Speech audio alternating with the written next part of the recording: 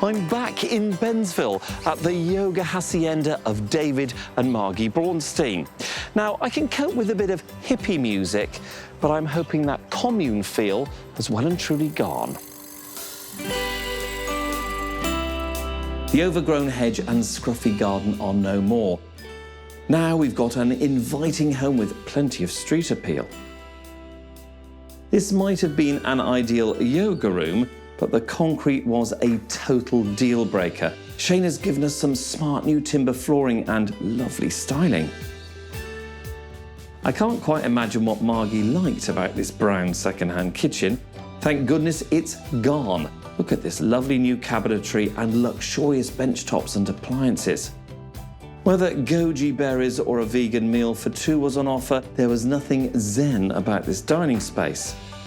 Tasteful furniture has made a big difference, and we've got French doors to top it all off. I think we better go outside. This was a completely wasted space, and now it's complete with a beautiful feature tree, paving and seating. What an upgrade. I am pretty impressed with the results here. In fact, I might even give myself a pat on the back for all that hard work. No, seriously, the house has all the bells and whistles. All it needs is a buyer.